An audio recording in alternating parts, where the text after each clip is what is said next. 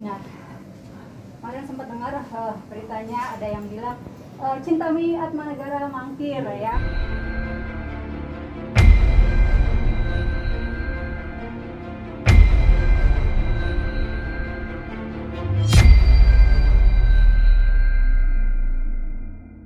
Ya, dari pemeriksaan ini saya jelasin kalau mangkir itu artinya kita tidak berniat datang gitu kan. Tapi hari itu kami menyampaikan surat. Nah, ini surat yang kami kirim ke Polres Jakarta Selatan yang isinya minta penjadwalan ulang. Begitu. Ini ada penerimanya, ini tanda terima ya. Ini tanda terima, ini kopi surat, ini tanda terima, sudah diterima oleh seseorang yang bernama Pak Gito pada tanggal 16 bulan 9 tahun 2020. Nah, isi surat ini menyatakan kita meminta penjadwalan ulang. Kenapa penjadwalan ulang? Karena pada tanggal 15 September Ibu Cintami baru saja menjalani operasi gusi gitu. Operasi ini kan sudah direncanakan ya sebelum kita terima panggilan gitu kan. Nah, jadi karena udah direncanain, terus kalau kita mundurin lagi ini kan bermasalah ya, nggak enak ya, gusi, nggak bisa makan, nggak bisa ngomong gitu kan. Jadi ya tetap dilakuin tanggal 15 sesuai jadwal. Rencananya memang Bu Cintami tetap mau saya hadirin pada tanggal 16. Tapi malamnya tuh tengah malam dia telepon saya, dia bilang, Yasmin, kayaknya gua nggak kuat deh. Suaranya tuh, kayaknya gua nggak kuat. Kenapa? Kalau nggak bisa ngomong WhatsApp aja deh, gitu kan. Ya ini sakit banget, parah banget gitu sakitnya. Kan setiap orang beda-beda ya, mungkin karena faktor usia juga. Jadi begitu ada operasi kecil aja sakit gitu kan, badannya susah nerima. Jadi saya bilang, oh ya udah kalau gitu besok kita nggak usah hadir aja, karena kan mau diperiksa itu kan ngomong ya, kita ngejelasin ngomong. Gimana caranya ngomong kalau gusi bengkak nggak bisa ngomong kan. Jadi akhirnya oke, nggak apa-apa Yasmin, nggak apa-apa. Terus saya kirim surat. Jadi memang surat saya datang itu menjelang sore ya, karena kan saya baru tahu malamnya, saya siapin surat. Terus orang saya juga baru ada yang kosong, bisa antar surat tuh sekitar jam habis asar loh. Habis asar surat ini diantar terus langsung diterima. Nah, kalau untuk pembuktian ya, saya nggak bohong bahwa memang Ibu Cintami menjalani operasi gusi. Ini ada surat keterangan dokternya.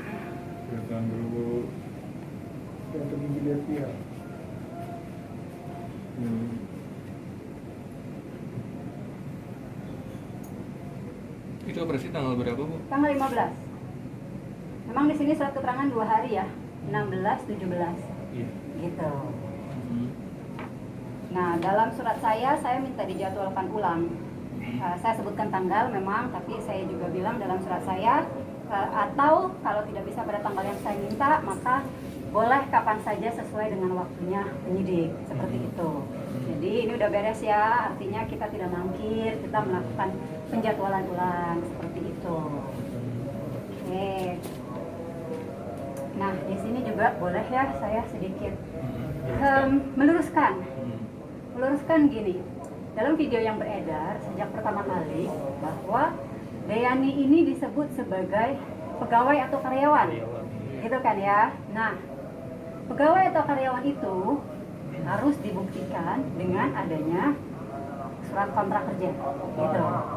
Nah, di sini Deyani bukan, saya mau meluruskan, di sini Deyani bukan karyawan atau pegawai seperti yang dikatakan. Kenapa sih penting banget saya luruskan? Oh iya, penting banget. Karena saya melihatnya di sini penggiringan opini yang jelek ya. Karena banyak tulisan nih yang saya lihat. Anak Cintami Atmanegara menganiaya karyawannya sendiri. Kejam banget nggak sih? Kejam banget dong kan? Nah jadi kok karyawan aja dia niaya apalagi orang lain? Gitu dong, ada orang berpikir yang begitu ya. Jadi perlu saya jelaskan di sini bahwa dia bukan karyawan. Kalau dia menyatakan bahwa dirinya karyawan atau pegawai, mohon buktikan surat kontrak kerja yang ada.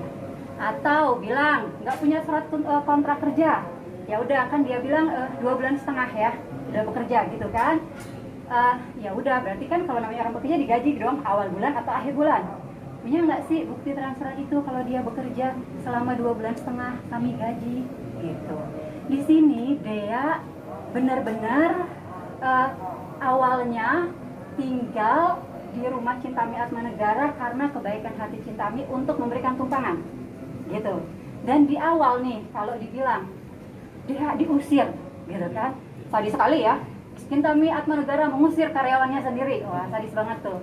Saya kasih tahu di sini sejak awal ada kesepakatan atau perjanjian. Chintami sudah menjelaskan, Dea, kamu boleh tinggal di sini di kamar penjahit, tapi hanya selama penjahit saya di kampung. Kalau sudah normal, tidak PSBB lagi, penjahit saya balik, Dea harus cari tempat tinggal.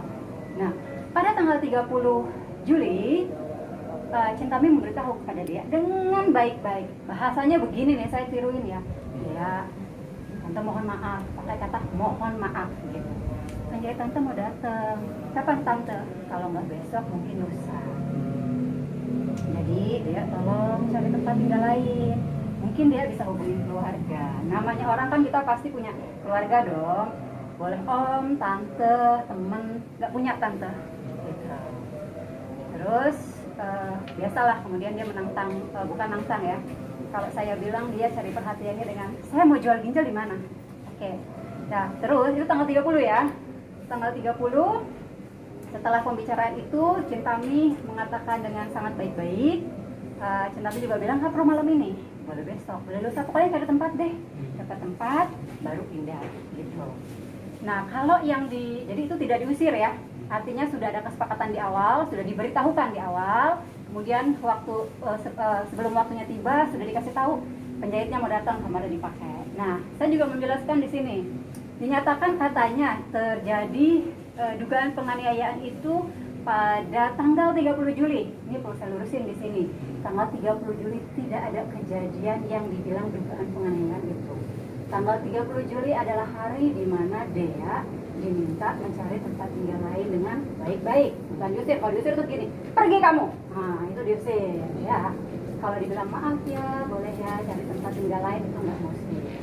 Jadi ini perlu, tanggal itu penting banget. Di mana-mana Mas kalau mau ke bank gitu kan, ambil duit, tanggalnya salah, itu sama teller disuruh ganti kan ya. Jadi saya mau bilang tanggal 30 Juli tidak terjadi sesuatu seperti yang dituduhkan. Nah, tanggal 31 Juli ini disesalkan banget. Kenapa? Karena ini hari Idul Adha kan, dimana kita semua umat Islam itu merayakan hari Idul Adha. Kita pengen ketenangan pastinya, kita pengen beribadah, apalagi Haji Akbar loh. Kemarin hari Jumat ya, Haji Akbar, di mana doa semua itu dijawab sama Allah. Terus terjadi ada seseorang yang diduga melakukan keributan. Itu bisa bayangin sendiri dong, kita lagi tenang-tenang, ada orang datang yang udah dibilangin sebelumnya, dia datang. Kalau dia memang dibilang kan waktu saya memang hari itu sudah pengen pamit. Oke.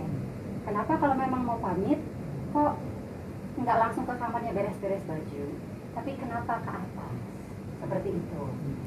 Terus sampai kan logikanya gini, kenapa sih mesti dia bilang kan disyarat, bahasanya itu nggak disyarat. Kenapa sampai kita mesti panggil security? Kenapa Ibu Chintami mesti panggil security? Artinya kan ada sesuatu yang nggak apa ya, sesuatu yang nggak seharusnya gitu kan. Kalau memang dia berniat baik, begitu security datang, kan udah dengar wawancara security ya, security udah naik datang malah ditanya, kamu siapa? Kan gitu.